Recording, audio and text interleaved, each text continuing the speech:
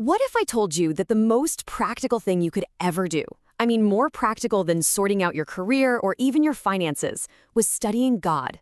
I know, it sounds like a pretty bold claim, right? But that's exactly what we're going to dig into today in this explainer. All right, so let's just get right to it and tackle the big objection that I'm sure is on a lot of our minds. Is this whole topic, still relevant, or is it just kind of old-fashioned and, well, boring? And look, that's a totally fair question. I mean, our lives are just packed, right? We've got deadlines, family responsibilities, a million notifications pinging on our phones. So with all that going on, why on earth would we spend our precious time on something that seems so abstract, so impractical? Well, way back in 1855, there was this preacher named C.H. Spurgeon. And get this, he was only 20 years old at the time, and he argued the complete opposite. He basically said, no, this isn't just some subject. He called it the master science, the absolute loftiest topic that could ever capture the human mind. And what's really fascinating is how he framed the benefits. See, for him, this wasn't about winning arguments or just, being right. Not at all. He claimed that really thinking about God would do three things for you. First, it would humble you, kind of put you in your place. Then it would totally expand your mind, stretching it beyond just the day-to-day stuff.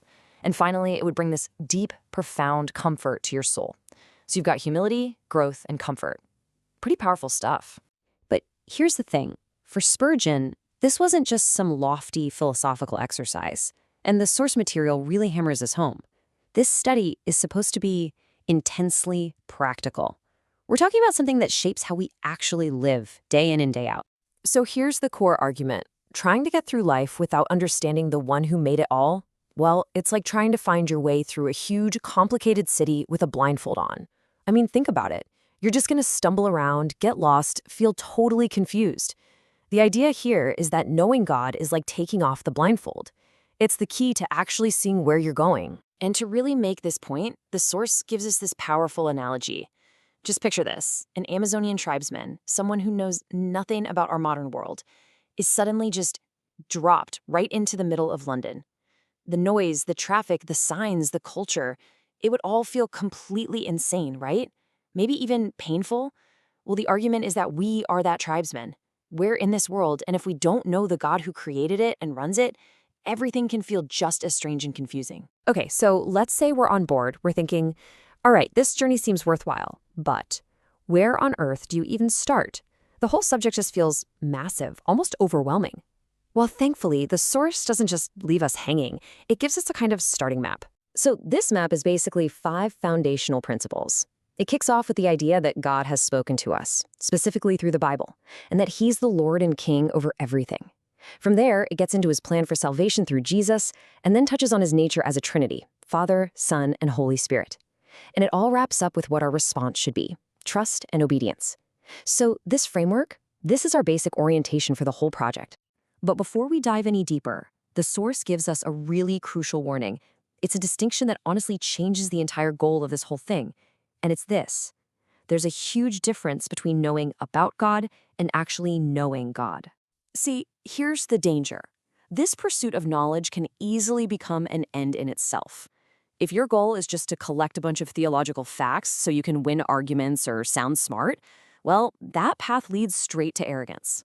There's a real risk of getting so puffed up with what you know that you start looking down on everyone else. And that brings us right back to this crucial distinction. On one side of the coin, you've got knowing about God. Think of it as a theoretical project, just acquiring facts, which, as we said, can lead to pride. But on the other side, you have knowing God.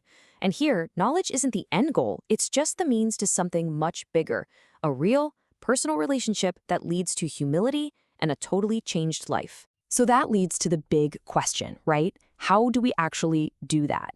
How do we turn that first kind of knowledge, the about kind, into the second, personal kind?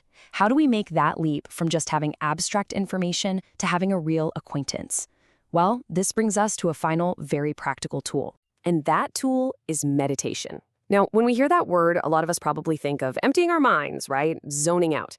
But the way it's defined here is the complete opposite. It's not about emptying your mind. It's about filling it. It's an active, engaged process of holy thought. It's about taking the truths you know about God and deliberately thinking them over, dwelling on them, and really asking, okay, how does this apply to my life? The whole point of this is transformation, pure and simple. Think of it as the bridge that gets you from knowing about God to actually knowing of God.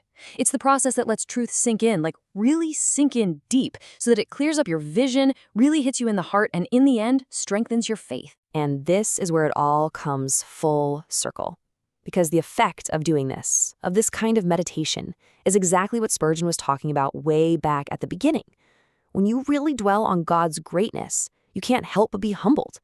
And when you dwell on his mercy, you're comforted. It's both at the same time. So this leaves us with a final, really provocative thought to chew on.